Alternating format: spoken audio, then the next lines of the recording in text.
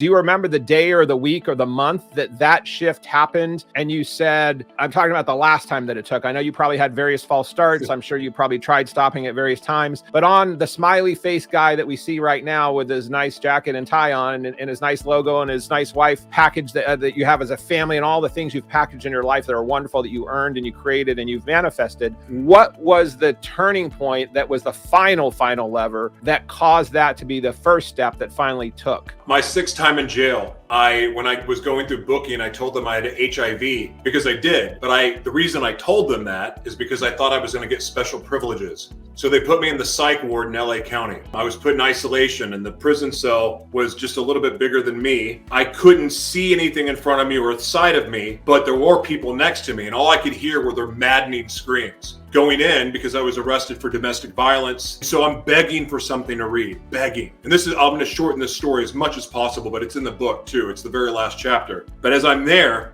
I'm begging for something to read. They won't give me anything to read. And for some reason, I remember a Bible. You have to give me a Bible. And I think I saw it in a prison show once. So I was like, okay, a Bible. And the guy goes, yeah, I'll be right back. 2 hours later or whatever it was, he shows up, because that's be right back in jail. He brings me a Bible. And it was reading the Bible that initially, so I'm reading Genesis and I'm just laughing at it going, who believes this crap? After reading John and I started to hear about Jesus for the first time and I still was just like, what? He did this for me?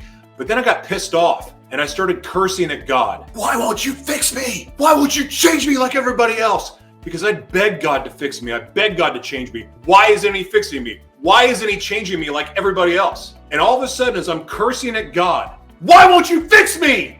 And I'm not going to curse here, but I hear God say, you have to forgive your father. Well, how am I supposed to do that? After what he did to me, what he did to my mom, am I supposed to do that? Because it happened to him too. And I swear to you, Steve, when I heard those words, oh my God.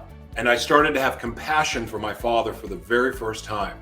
And not only did I realize that not only had I hated my father for all these things, but I realized that I'd become just like, not just like my father, but worse, way worse. And then I started to realize that it wasn't so much that I needed to forgive my dad, and yes, I did, but I needed to ask my own dad for forgiveness. And even though he was dead, you still had to have that experience. Did all of that. And it was in that moment of forgiving and letting it go just enough that I made room for God to really, really work on me.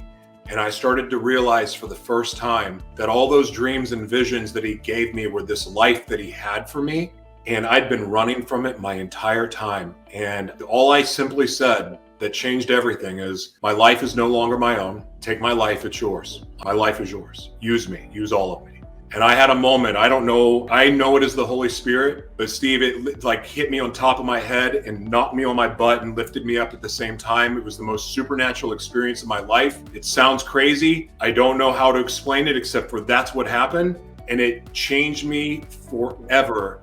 Because all the times that I tried to turn my life around, all the times that I tried to do it myself, for the very first time, I knew that I was all in for this path. And I wanted to know more of what God had for me. And ironically, ended up getting out of jail 4 days later, which with no charges or anything, which is still shocking because I should have been there for 5 years. But I realized in that moment too that, this life, the more I got to know God, the more I understand who I was and who I was created to be. And it became so much easier to stay on this path because I wanted that. I wanted what I was seeing in my head. I was wanting the media organization. I was wanting to serve around the world. I was wanting to elevate people into their gifting so that they could live the life of their dreams. I wanted all of that. And I was committed like no shit to that process. But I was committed to that process still thinking I was going to be in jail for 5 years. Right. When I was out in downtown LA, I was like,